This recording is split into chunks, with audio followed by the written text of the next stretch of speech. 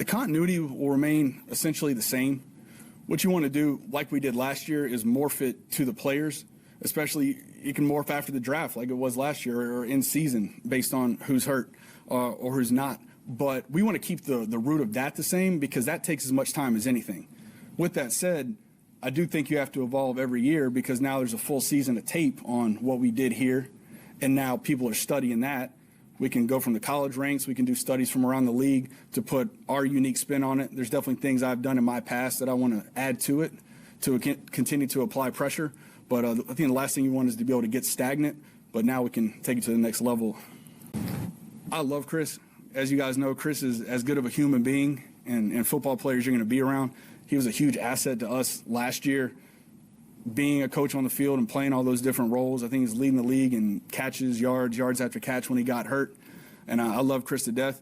But Jason and Todd, they have a proven track record with the roster here, so I'm going to let those guys handle it. Hello, Bucs fans. Welcome back to Real Bucs Talk. As you heard, Bucs offensive coordinator Josh Grizzard, and it was funny how he pretty much predicted the future. He said continuity was going to stay the same, and that's what we have here with the Buccaneers offense. They have all their starters returning, with Chris Godwin signing his new contract and Ben Bredesen as well coming back into the fold. So the Buccaneers have the challenge of building on what they had last year in 2024. And I think Josh Grizzard said it beautifully there in his press conference. It's how do we take that continuity and use it to our advantage to find ways to be different, but also better in the overall scheme of things. And I think that's important to look at. But with that said, I want to go into the Buccaneers continuity and how can it be better for them in 2025. But before that, let's look at our thoughts from Monday's live stream on the Buccaneers news of bringing these guys back and what does it mean for the upcoming season. Outstanding job by Jason Light, Greenberg again. Keep the core together. I mean, now you got a loaded offense. The whole offense is back together. There's no arguments there. It's just the continuity's there. And now Grizzard, let's see what you can do and put it together, right? Yeah, as you alluded to, the Buccaneers also re-signed Ben Bredesen, the Buccaneers starting left guard, to a 3-year, $22 million deal. I think, 12 and a half guaranteed. So pretty good contract for Ben Bredesen. The offensive line market is just crazy right now with inflation.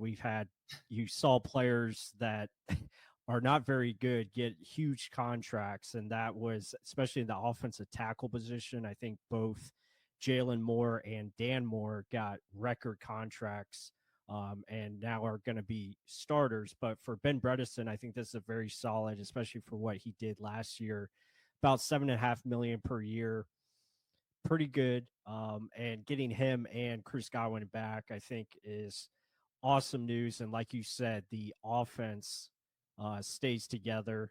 I think that's important that you have that cohesiveness, you have that continuity that we talked about, and Josh Grizzard taking over as offensive coordinator. I think offensively, you're in a really good spot going into this season coming up.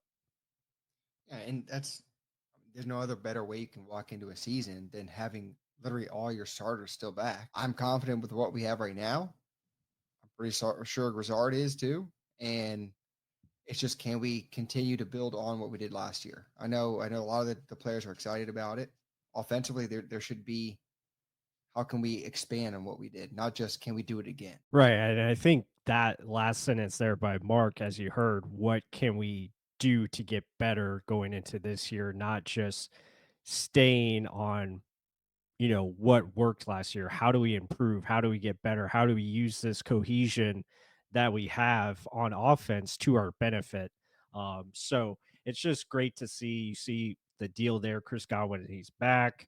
I really like this quote from Godwin. He's confident. He says we're going to be a hell of an offense, potential with all 11 starters back to build on a strong 2024 season.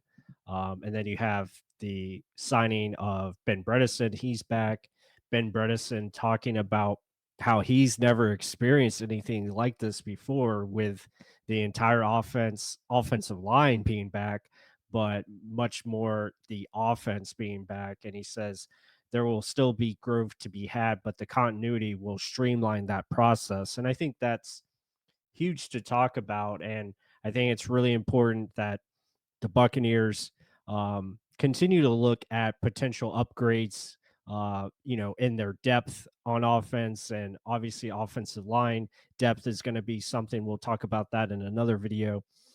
But it wouldn't surprise me if the Bucs say in the draft, find some good value on offense that they add to, and maybe get another player like a Bucky Irving, that fourth round type of value or day three value, whether it be at receiver or maybe even tight end, offensive line, etc. So I think that's really going to be important and the key factor this season when looking at this Buccaneers offense.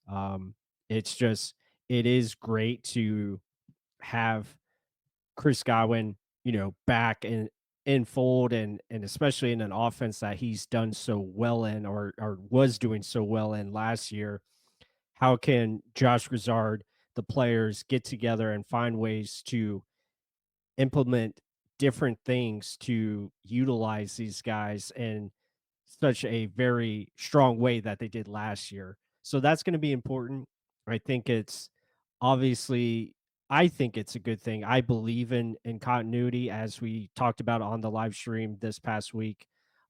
So I think it's huge, and getting the offensive line back together, all five starters, I think is a great place to begin. So I think that's going to be important, especially when you look at guys like the skill positions and Mike Evans, K. Dotton, Bucky Irving, Rashad White, all these guys being able to have strong seasons because you have a strong group up front.